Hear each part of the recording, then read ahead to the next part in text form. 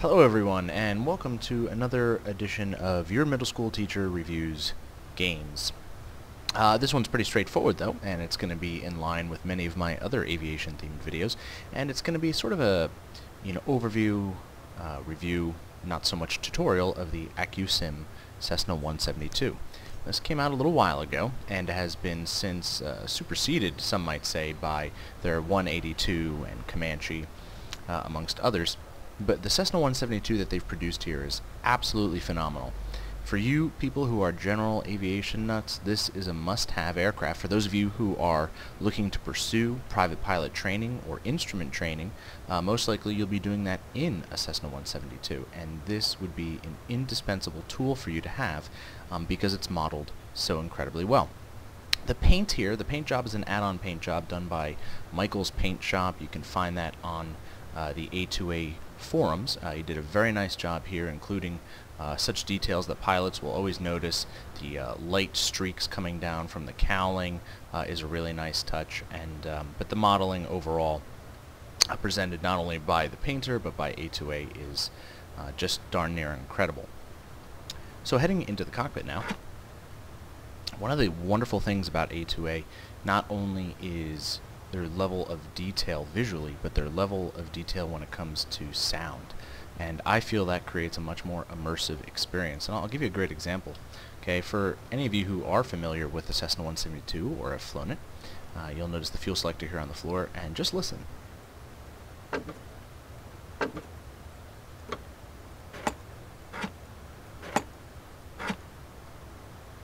Wonderful sounds. We can open up the window and the door.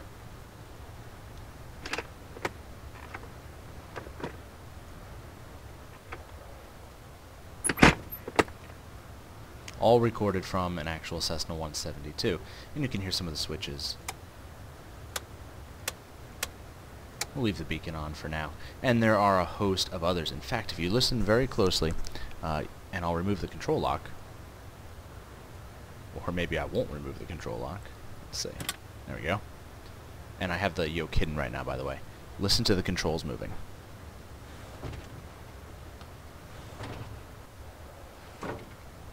And that is just wonderful. The parking brake. I love that. I'm going to just go ahead and hide the yoke again right there. Absolutely wonderful. Going outside, you will obviously be able to see that all the control surfaces are obviously modeled very, very well. But the sounds, I think, just add a very nice touch. So what we're going to go ahead and do is just a simple startup right now. I'm not using any checklist. I'm going by memory. I am a pilot. I do fly Cessna 172s. I happen to fly the S model. Now this comes with sort of two base packages, and I'll show you. This is A2A's maintenance hangar, and it's a really fun addition to the program because what it does is it allows us to customize the plane. We can add things like wheel fairings, things like that, flap seals, and engine heater kit, and we can also switch back and forth between the Cessna 172R and the Cessna 172S. Cessna has been producing this model for a very long time, and there was a hiatus between the mid-1980s and mid-1990s. And when they started producing them again in the mid-90s, the chief difference was that the plane was fuel injected. It still had a 160 horsepower engine, but it was fuel injected. Now the only aircraft produced in the 172 version is going to be the 180 horsepower IO360, and you can see that on here, and you can actually switch back and forth with the propeller. So if I put on the old propeller, okay, which is a 75-inch Macaulay, we go back to the 160 horsepower version. I'm putting on the other one because I'm used to flying the S model, or sometimes known as the SP model. You can change your tires in here, you can change the battery, there's a lot of stuff. And because damage is modeled here, you will have to come into the maintenance hangar to fix things, or to do simple routine maintenance. If we click on, for instance, the engine here, we can see that we can test we can change our spark plugs out, we can change our oil, we can even do a compression test.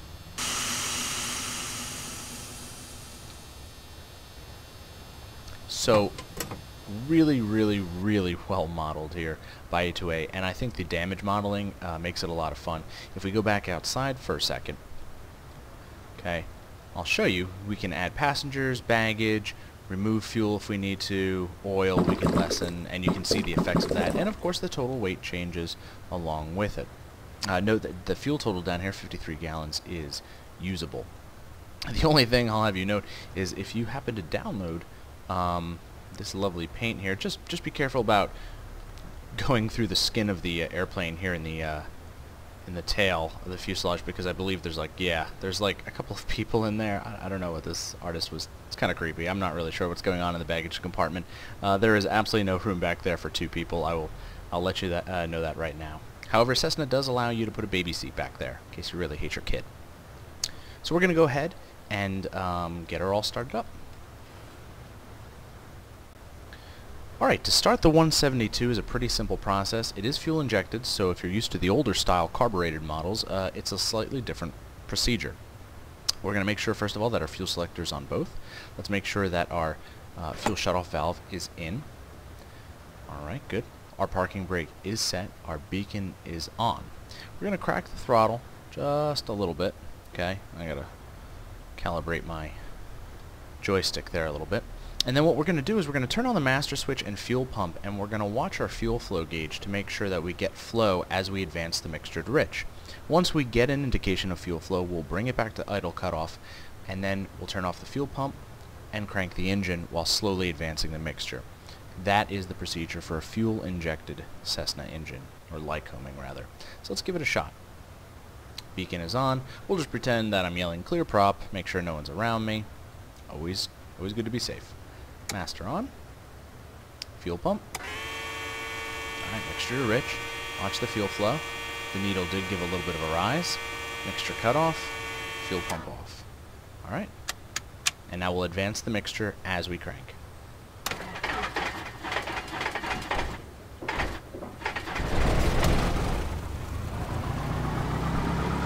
Now watch your RPMs. You don't want them going above 1,000 when you first start. You also want to check your oil pressure, which is right on over here. Forgive me, I gotta remember which button. There we go. Okay, oil pressure should come up into the green. You've got about 30 seconds in the summertime for this to reach the green, or you're going to want to shut down right away, as it could indicate low oil, an oil blockage, or some other problem in your engine. We should also check our ammeter at this time. It better be on the positive side, and that it's indicating that it's charging. That's because you just used up a lot of power cranking the engine. If it's not showing that it's charging, okay, that's another problem right there. Okay? Your RPMs will steadily increase as the engine warms up, but again, don't let them go above 1,000. 800 to 1,000 is appropriate for an idling engine. Once you check that all your circuit breakers are in, okay, and by the way, you can, I thought you could pull out the circuit breakers in this plane. Maybe not. Anyway, maybe you can reset them. Anyway, once you've checked that all your circuit breakers are in, your oil pressure is good, ammeter is charging, and your RPMs have stabilized, go ahead and turn on the avionics.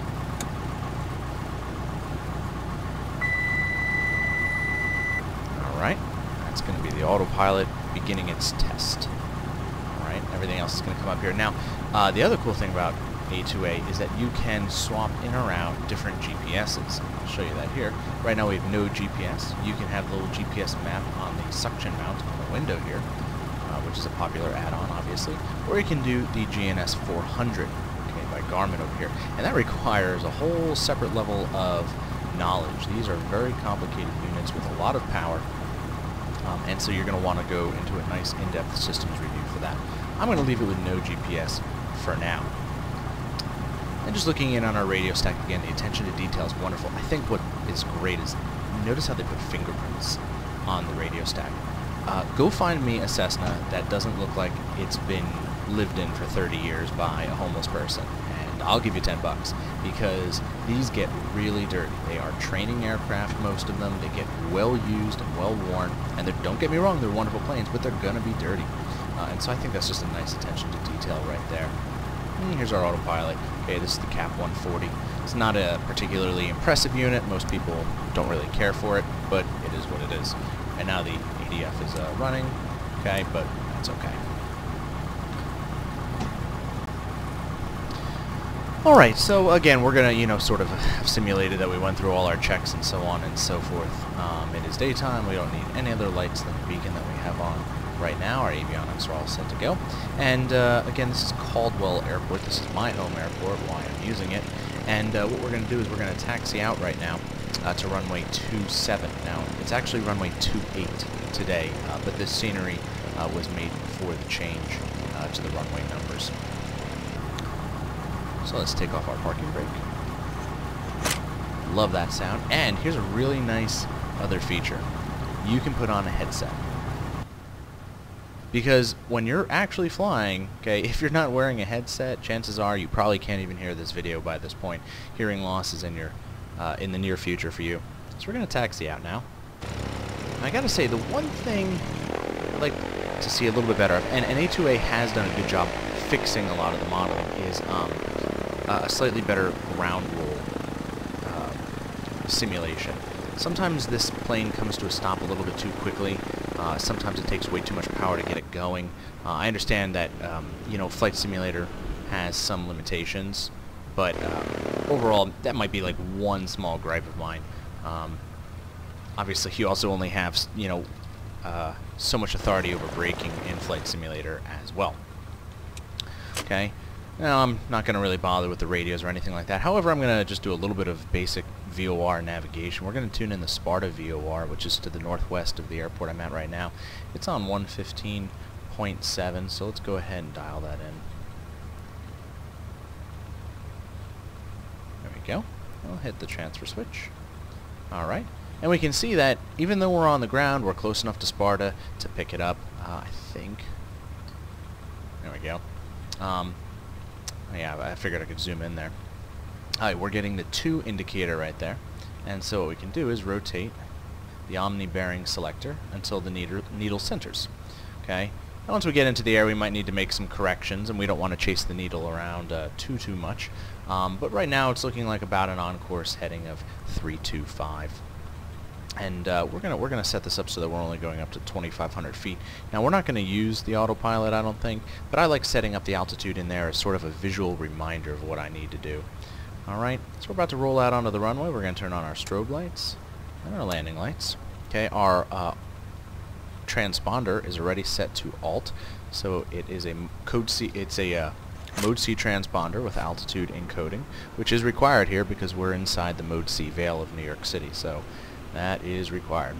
We'll check the final approach path, which looks clear, but this is Flight Simulator, so who knows, there's probably 747 landing in a second. Oh, look at that, I left my pitot tube cover on. See, this is what happens when you don't do the checklist. By the way, A2A includes a full checklist for you. Give it a little differential braking there. Sorry, that was a terrible runway turn on. Now we're stuck. Give it a little bit of power, let it roll. I can't remember if I mentioned this or not. This is Druzecki Designs Caldwell Airport. It comes in a package with LaGuardia and JFK and a bunch of other stuff. It is very, very good. I'm also using Active Sky Next, as well as various other add-ons too. Let's go ahead and remove that pitot cover so that my airspeed indicator actually works. Alright. Another cool thing is the physics modeling. If you don't give it right rudder on takeoff, this is going to yaw heavily to the left.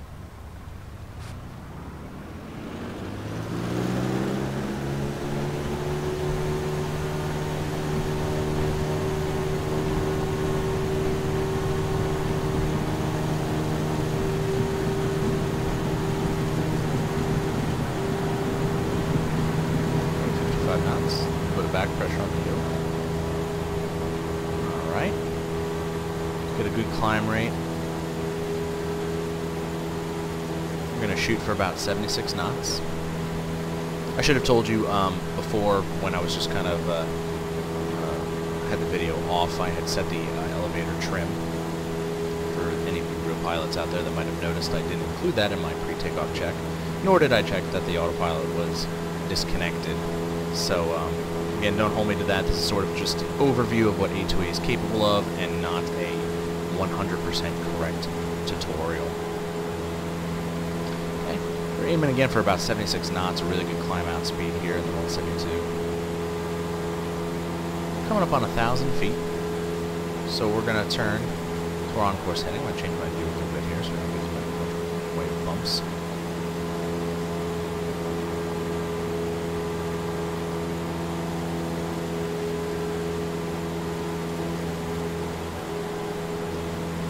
we'll swing her just a little bit past 330 and hope that needle comes back and centers, and then we'll be tracking this bar to VOR.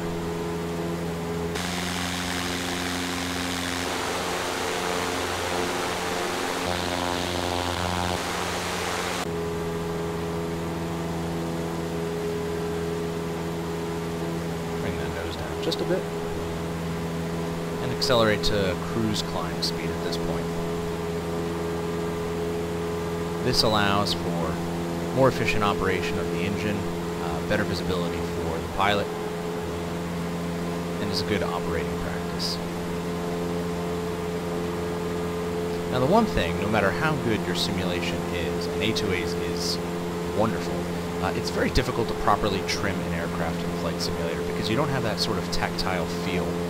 I don't even like using the electric trim in my Cessna.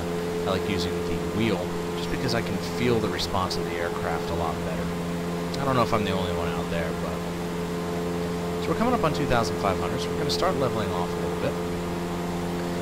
We're going to let the plane accelerate, and then slowly retard the throttle. And then we'll need to retrim.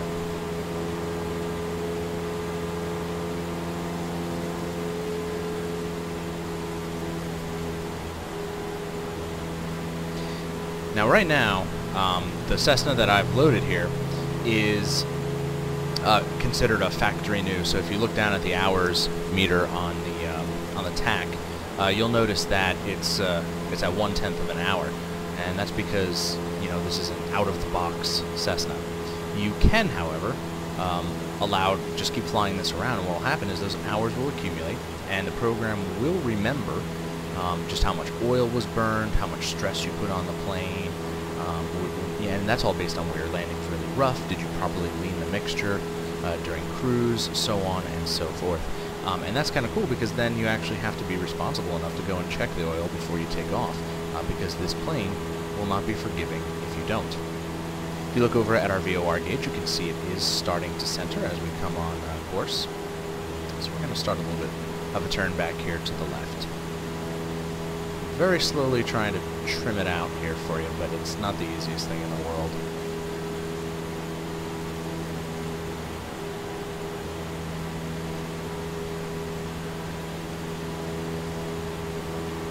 That's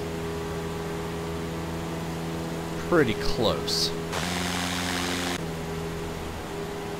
I'll show you a little bit of the autopilot functionality here. Okay, when you first turn it on, you have to hold the button. I know I had a setup here so that you can see it better, but I guess we're not getting that. Anyway, it'll go into roll mode here and just hold the wings level. Okay, we can hit altitude, and it will maintain our altitude. And if we want, okay, we can set it up to track a heading using our heading bug right here. The Cap 140 is a capable autopilot, but it's not especially good when the weather is rough. It tends to oscillate a little bit. It's a little slow. There are better autopilots out there for sure, including some old ones that shipped with much older Cessnas, even way back into the early 1980s, that I find far more able to deal with the weather and wind and turbulence and so on and so forth. But if we go back here, sorry about that, turn on our heading bug. Okay, it's now going to turn left to track our heading, or it will eventually, or maybe it won't. It's possible that it won't, or maybe I pulled the circuit breaker out on the autopilot, who knows. Go figure.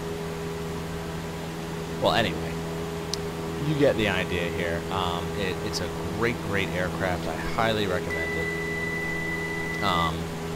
It will teach you a lot about flying, about physics, about every instrument inside here, and they just do a great job modeling everything. I mean, like, you look at your instruments over here, you can certainly, adjust your mixture accurately using the EGT, your exhaust gas temperature. Okay, everything else is modeled wonderfully. We can turn off our alternator right now and watch the ammeter drop. Okay, there we go. I mean, that's just really nice. Even just the bouncing of the needle is so wonderfully accurate. So right now the plane's just kind of banking out here, all on its own. And you know what? Maybe I'll come back and show you a couple of the night textures. That'd be a good thing to do. Okay, so I've just made it nighttime. Obviously very realistic. And I'll show you here some of its night lighting effects. Accusim is noted in many forums for being really, really good with the night lighting effects. So here's our landing light off, on again. And then going inside, I'll show you some of the lights, obviously. We can turn on our panel light, we can turn up our radio lights, backlighting on it all, our panel lights, as well as the overhead lights as well. And I think what's really cool is that most add-on aircraft, even the ones that you'll pay a bit of money for, you either have this on or off, and there's no in between. So you can press L and turn on all the lights, and it looks like you've got a searchlight in the plane, and everything is just way, way, way too bright. Or you can have them completely off and be flying blind. But we'll turn on our nav lights as well, our landing light out there. And you can see like the glow on the wings right there, which is really nice. Going back outside, we've got both of the lights on. Again, just really, really nice. And I really appreciate their attention to detail. So again, this is A2A Cessna 172. It's a must-have for anyone that loves general aviation, anyone that's thinking about becoming a pilot. You should absolutely get this aircraft. And yeah, that's about it. Happy flying.